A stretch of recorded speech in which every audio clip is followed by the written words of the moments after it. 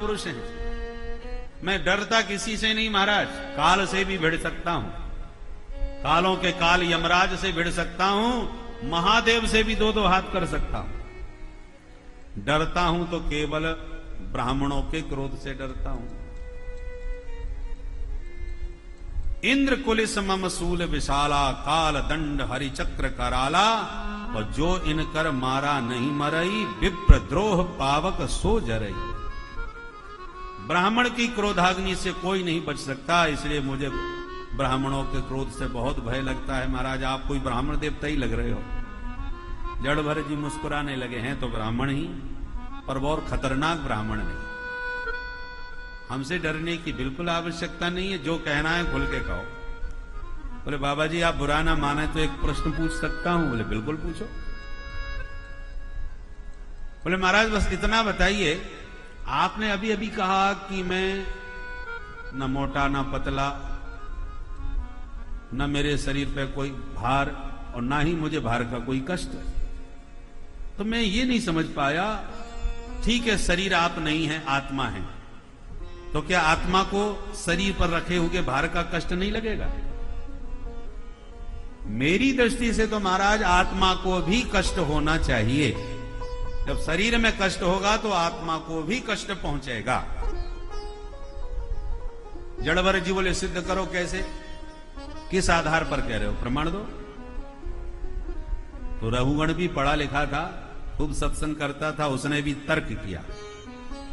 स्थाल्यग्नितापात पयसोभिताप तत्ताप तस्तंडुल गर्भरंध्री। देखिए महाराज, आपने चूल्हा जलाया, उस पर बटलो ही रखी, उसमें पानी भरा और चावल डाल दिए, तो सबसे पहले चूल्हे की आग आपके बटलो ही को, पात्र को गर्म करेगी।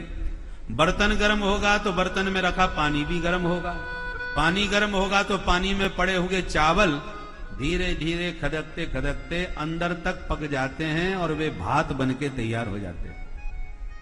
तंदुल गर्भरंधी, चावल के भीतर तक गर्मी का प्रभाव पहुंच गया और चावल सिद्ध हो गया। उसी प्रकार जब शरीर में कोई सुई चुभेगी, कोई कष्ट दिया जाएगा, तो सबसे पहले इंद्रियों को कष्ट होगा। इंद्रियों को कष्ट होगा तो इंद्रियों के स्वामी मन में पीड़ा होगी, और जब इंद्रियों में और मन में कष्ट होगा तो इसी शरीर में विद्यमान आत्मा पर भी उस कष्ट का प्रभाव पड़े बिना नहीं रह सकता। फिर आप इस बात को कैसे कह रहे हैं कि मैं तो आत्मा हूं, मुझे कोई कष्ट नहीं होता? ये बात मैं कैसे मानूं? हंसने लगे जड़भरत जी और बोले राजन हो तो तुम महामूर्ख, पर विद्वानों का सत्संग करते करते बड़ी जोरदार बातें करना सीख लिया। तुम्हारा दृष्टांत गलत है रघुगण। क्यों? बोले देखो तुमने जो दृष्टांत दिया, अग्नि का, पानी का, चावल का, बटलोही का, ये सब पदार्थ देखे जा सकते हैं, इनको छुआ जा सकता है, पर तुम घटा रहे हो आत्मा के साथ, जबकि आत्मा न तो देखा जा सकता है न छुआ जा सकता है। शरीर तो देख सकते हो, पर शरीर में विद्यमान आत्मा को थोड़ी देख सकते हो। जब व्यक्ति मर जाता है तो शरीर तो दिखाई पड़ता है, पर फिर रो क्यों रहे हो? बोले आत्मा चली गई। अब वो आत्मा कौन सी चली गई? कितनी मोटी थी, पतली थी, गोरी थी, काली थी, कैसी थी? उसे कोई नहीं देखता, क्योंकि आत्मा निर्वयव तत्व है। और तुमने जो दृष्टांत दिया है वो सब सावयव पदार्थों का है, इसलिए दृष्टांत अनुपयुक्त है। आत्मा को तो आकाश की तरह समझो, आकाश का कोई अवयव नहीं है। और जब अवयव कोई नहीं है तो कोई कहे मैंने आकाश को पकड़ लिया, तो ये आकाश पकड़ में आ सकता है क्या? कोई कहे मैंने आकाश में आग लगा दी, तो क्या आकाश तुम्हारे आग लगाने से जल जाएगा क्या? ऐसे ही आकाश का कुछ नहीं बिगड़ता, वैसे ही आत्मा का कुछ नहीं बिगड़ सकता। नैनम छिंदंती शस्त्राणी नैनम दहति पावका, कुछ नहीं कर सकते आप आत्मा का, क्योंकि आत्मा परम सूक्ष्म है। तो महाराज फिर ये सुख दुख का भोक्ता कौन है, अनुभव कौन करता है? हम जो रोते रहते हैं आज हम बड़े दुखी हैं, तो ये दुखी होने वाला कौन है? ये दुखानुभूति किसको होती है? जड़ भरत जी बोले सुनो राजा, ये सारे सुख दुखों का मूल कारण मन है। मन की अनुकूलता में हम लोग बड़े खुश होते हैं और मन के प्रतिकूल कार्य होने पर हम दुखी, अपने को दुखी मान लेते हैं। कई बार ऐसा भी होता है कि दुख का कारण नहीं है और हम दुखी हो रहे हैं, और कई बार ऐसा होता है कि शरीर में दुख है और हम बड़े खुश हैं। उदाहरण से समझो, इतनी भीड़ है, सब लोग प्रेम से कथा सुन रहे हैं। अब कोई श्रोता आया 20 मार्ग से और सोचा कि हम तो आगे बैठ के कथा सुनेंगे, और ऐसी जगह बैठेंगे जहां कैमरा बिल्कुल हमारी ओर हो, तो चारों तरफ उसने दृष्टि घुमाई कहां बैठा जाए। जो बढ़िया बढ़िया जगह थी वो तो सब भरी हुई नजर आ रही है, और पीछे तो बेकार है बैठना। और चारों तरफ दृष्टि घुमा ही रहा था कि उसकी दृष्टि आपके ऊपर पड़ी और लगा इनके सामने थोड़ी जगह खाली दिख रही है, चलो यहां जमते हैं। मन बना लिया और आप भी उसे देख रहे थे, ये कौन आ रहा है। और जहां उसने आपके सामने की खाली जगह देखकर आने का मन बनाया तो आपने भी ताक लिया ये यहीं बैठेगा, तो तुरंत आपने खिसक करके जो खाली जगह थी उसको घेर लिया, हाथ पैर थोड़े से और फैला लिए, कहीं मेरे सामने ना बैठ जाए। और श्रीमान जी भी माने नहीं, आके धम्म से आपके सामने जम ही गए। अब आपका बड़ा मूड खराब, कोशिश करी फिर भी आप रोक नहीं पाए, वो तो जम गया। हो सकता है 2-4 बातें सुना दो, धक्का लगाओ कि भैया तुम बाद में आते हो, आगे आगे घुसे फिरते हो, बाद में आते हो तो पीछे बैठो। और वो श्रीमान जी बहरा बन के बैठ गए, सुने ही नहीं रहे। अब कौन माथा पच्ची करे, चुपचाप बैठ के।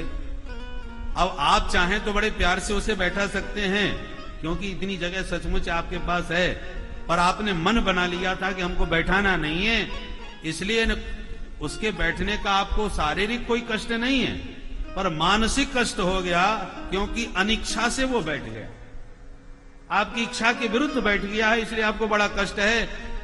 ये स्थिति बन जाती है कि पूरी कथा में उसी को घुर्राते रहते हैं, कथा में मन ही नहीं लग रहा, ये यहां बैठा क्यों, किसी बात पे मूड खराब है।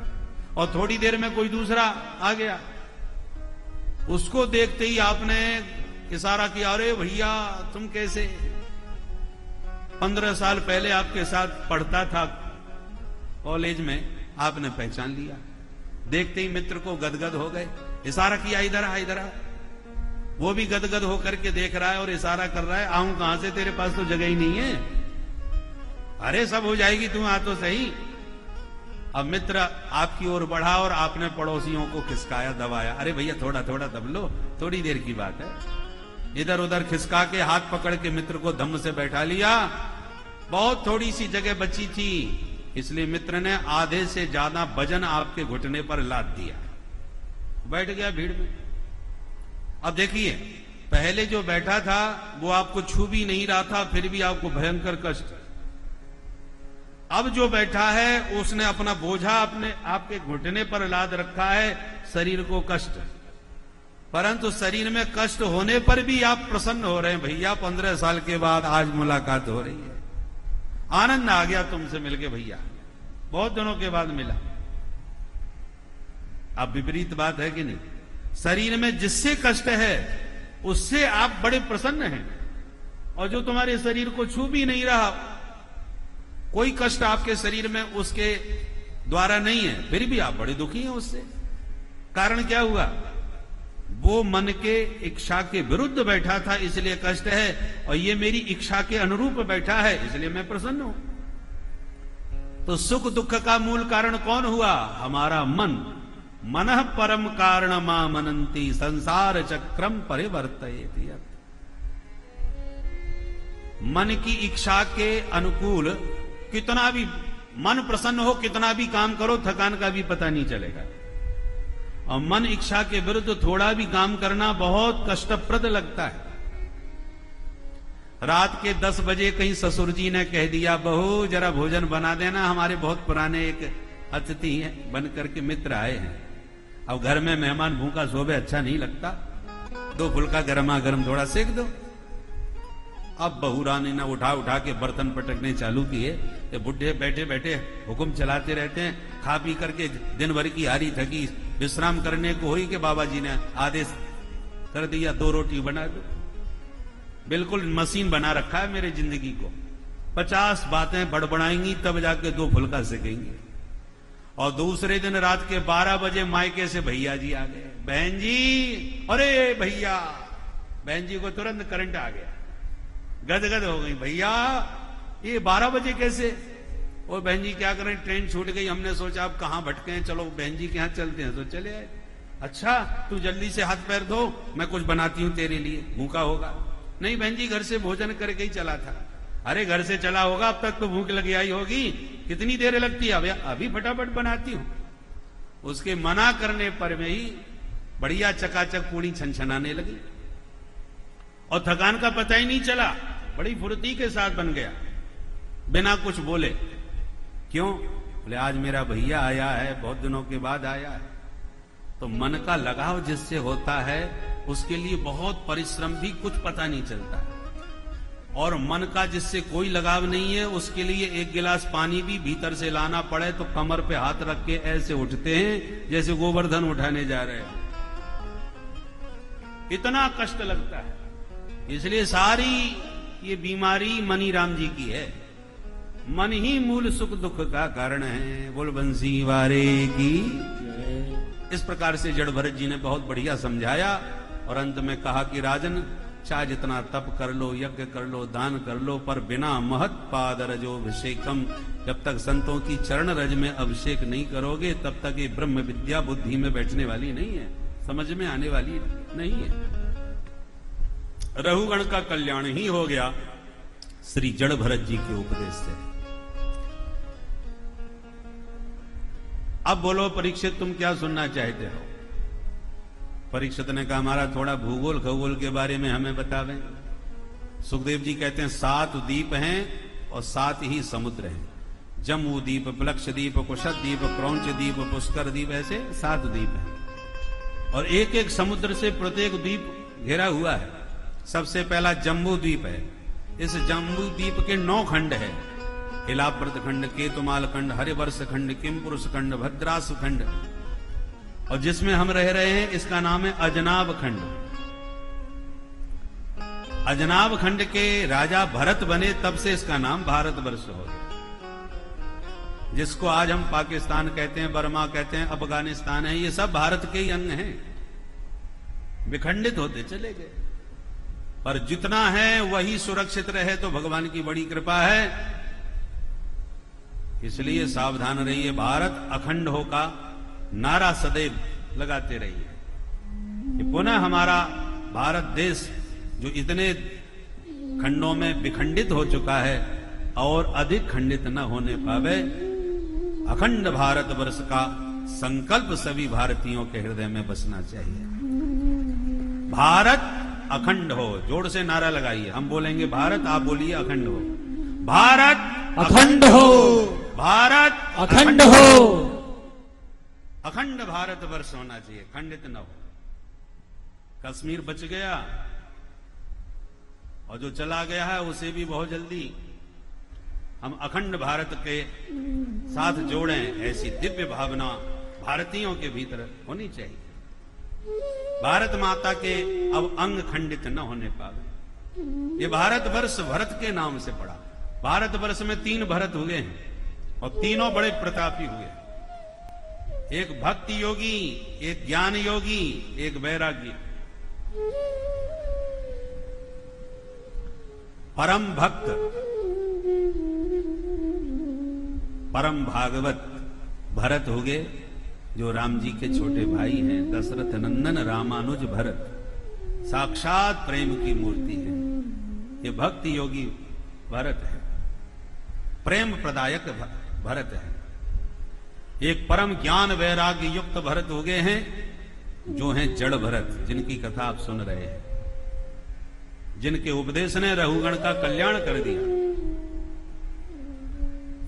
और तीसरे कर्मयोगी भरत हो गए, जो दुष्यंत नंदन शकुंतला के पुत्र भरत हो गए, जो जिनका जन्म वन में हुआ, कण्व मुनि के आश्रम में, और शेरों के साथ खेलते थे। ऐसे परम प्रतापी दुष्यंत नंदन भरत हो गए। तीनों भरत बड़े प्रतापी हो गए इस भारत भूमि में। भारत भूमि ही कर्म भूमि है, बाकी सब भोग भूमि है। इसलिए भारतवर्ष में बड़े बड़े देवी देवता जन्म लेने को तरसते हैं। हम लोग जब सत्संग करते हैं, कथा वार्ता भगवान की सुनते हैं, तो देवता हमें देख देख करके उनके मन में बड़ी जलन होती है, ईर्षा होती है। किस बात की? बोले अहो अमीसाम किम कारी शोभनम प्रसन्न येषां स्वदित स्वयं हरि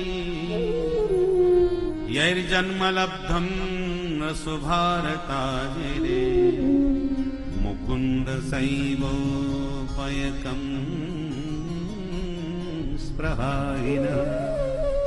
देवता आप उसमें कहते हैं, भैया इन मानवों ने कौन सा तप किया है, कौन सा पुण्य किया है जो भारत भूमि में इनको जन्म दिया है प्रभु ने। वो दिन कब आएगा जब हम भी भारतवर्ष में विचरण करें? ये सौभाग्य प्रभु हमें कब देंगे? बड़े आश्चर्य की बात है।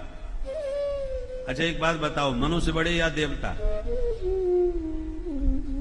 तो सभी कहेंगे देवता बड़े होते हैं, क्योंकि हम लोग देवी देवताओं की पूजा करते हैं।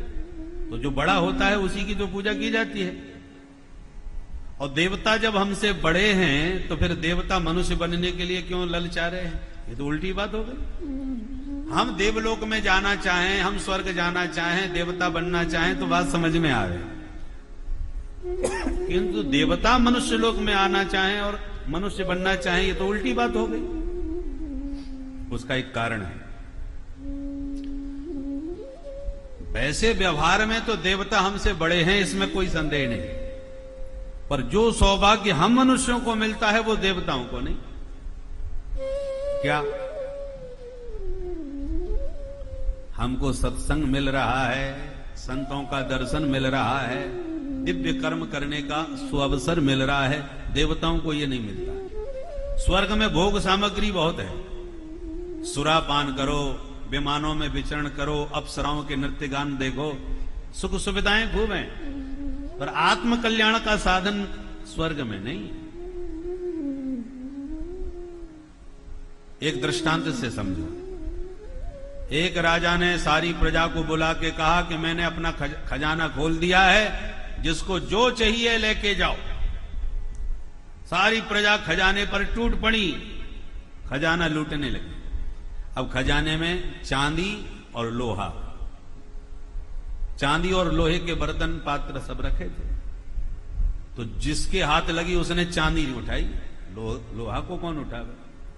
आज जब चांदी खत्म हो गई तो बाकी के लोग लोहा लेके संतोष करने लगे, जोई राम सोई राम, जो मिल जाए वही सही। बंटवारा हो चुका, राजा ने आदेश दिया अब चांदी वाले चले जाएं और लोहा वाले मेरे पास एक एक करके आए। तो चांदी वाले चले तो गए, पर दूर जाके छुप छुप के देखने लगे, अब लोहा वालों को क्यों बुलाया, इनको शायद कुछ और माल मिलने वाला है। तो छुप छुप के देखने लगे। राजा के हाथ लग गई थी पारसमणि, इसलिए उन्होंने खजाना लुटाया। अब उनके पास जो पारसमणि थी उन्होंने सबके लोहे से रगड़नी चालू करी, तो सबका लोहा सोना बनता चला गया। अब चांदी वालों के चेहरे उतर गए, राम राम हम तो बड़े घाटे में चले गए। बोलो राधे राधे। काश हमने भी लिया होता लोहा तो हमारे पास भी होता इतना सोना। अब उनको लोहे वालों से ईर्ष्या होने लगी। ठीक इसी प्रकार से मनुष्य शरीर लोहे के समान और देव शरीर चांदी के समान। तो जैसे लोहे से चांदी कीमती है, ऐसी मनुष्य से देवता महत्वपूर्ण है। किंतु यदि इसी लोहे से, इसी मनुष्य से किसी सिद्ध संत का सानिध्य इस मनुष्य को प्राप्त हो जाए, तो उस सिद्ध संत की कृपा दृष्टि के प्रभाव से ये लोहे के समान मनुष्य साक्षात सोने के समान दैदीप्यमान सितारा हो सकता है। देवता चाहें कि हमें संतों का सत्संग मिल जाए और हम और चमक जाएं, तो देवताओं को यह सौभाग्य कभी नहीं मिलने वाला है। इसलिए देवता मनुष्य बन करके भारत भूमि में आने के लिए तरस रहे हैं। बोल भारत माता की जय। भारत वर्ष की बड़ी महिमा है। न यत्र वैकुंठ कथा सुधा पगा। देवता कहते हैं कि स्वर्ग में भोग तो बहुत है और भगवान की कथा सुनने को नहीं मिलती, साधु संतों का सत्संग नहीं मिलता, ऐसे स्वर्ग का हम क्या करें। भारतवर्ष की गौरव गाथा गाई। 7 लोक नीचे हैं, 7 लोक ऊपर हैं। नीचे हैं अतल वितल सुतल तलातल महातल रसातल और पाताल, और ऊपर हैं भू भुव स्व मह जन तप और सत्य। सबसे ऊपर सत्य लोक है, जिसको ब्रह्म लोक कहते हैं। ये 14 भुवनात्मक संपूर्ण ब्रह्मांड 50 करोड़ योजन के विस्तार का है। 50 करोड़ योजन का एक ब्रह्मांड, और ऐसे असंख्य ब्रह्मांड हैं प्रकृति में। परीक्षित ने प्रश्न किया, महाराज इस ब्रह्मांड में जो पापी लोग नरकों में यातना भोगते हैं, वो नरक किधर हैं? धरती के नीचे के ऊपर? सुखदेव जी कहते हैं नरक है पृथ्वी से 99,000 योजन नीचे। उसका नाम है संयमनी पुरी, यमराज की नगरी। इसमें बड़े बड़े 28 महानरक होते हैं। तामिश्र अंध तामिश्र रौरव महारौरव कुंभी पाक असिपत्रवन सूकर मुख लाला भक्ष बैतरणी पुयोद प्राणरोध, ये सब नरकों के नाम। किस पाप करने से कौन से नरक में कैसी यातना मिलती है, ये विस्तार से पंचम स्कंद के 26वें अध्याय में सुखदेव जी ने बतलाया। यस्तु परवित्तापत्ति कलत्राण्यपहरति सही काल पाशबद्धो यम पुरुषैहि अति भयानकैहि तामिश्रे नरके बलान्यपात्यते। सुखदेव जी वर्णन करते हैं जो दूसरों के बच्चों को उठा के ले जाते हैं, स्त्रियों का अपहरण कर लेते हैं, दूसरों की धन संपत्ति को तिजोड़ी तोड़ के ले जाते हैं, ऐसे अपहर्ताओं को मरने के बाद यम के दूध पकड़ के तामिश्र नरक में पटक देते हैं। तांबे की तरह इस नरक की भूमि आग में तपा करके लाल कर दी जाती है और उस प्राणी को उस तपती हुई भूमि पर पटक दिया जाता है और वर्षों तक इसे इसी प्रकार भयंकर यातना दी जाती है। घर में अतिथि मेहमान अचानक कोई आ जाए, उसे जो क्रोध भरी आंख से देखता है, ये कहां से आ मरा, अब इसको बना के कौन खवावे। तो ऐसे व्यक्ति को मरने के बाद वज्र तुंड नरक में जाना पड़ता है, जहां गीध उसकी आंखें नोच नोच के खाते हैं। इतना भयंकर नरकों का वर्णन किया कि सुन के परीक्षित कांप गए। हाथ जोड़ के कहा, महाराज संसार में मुझे नहीं लगता कि कोई भी प्राणी ऐसा होगा जिसने कभी कोई पाप ही ना किया हो। तो कदाचित गलती से भी पाप बन जाए तो क्या ऐसे नरकों में ऐसी यातना भोगनी पड़ेगी? सुखदेव जी बोले, हाँ जाना तो पड़ेगा। तो महाराज क्या इससे बचने का कोई उपाय नहीं? सुखदेव जी बोले, वो भी है। तो बड़ी कृपा होगी महाराज, जरा बचने का कोई उपाय बताओ। सुखदेव जी कहते हैं, परीक्षित नरकों को तुम धोबी घाट समझो। कपड़े को कितनी भी सावधानी से पहनो पर गंदा तो होगा ही। धूल भी लगेगी, मिट्टी भी लगेगी, कुछ नहीं तो पसीना लगेगा, गंदा हो जाएगा, धोना पड़ेगा। अब धोने के 2 तरीके हैं। बढ़िया साबुन लेकर के आप ही घर में धो लो, फुर्सत नहीं है तो फिर धोबी घाट तैयार है, वहां तो धुल ही जाएगा। एक वस्त्र, ये शरीर भी वस्त्र है, इसमें यदि पापों के दाग लग जाएं तो शास्त्र विहित पापों का प्रायश्चित कर लो तो पाप धुल गया। गलती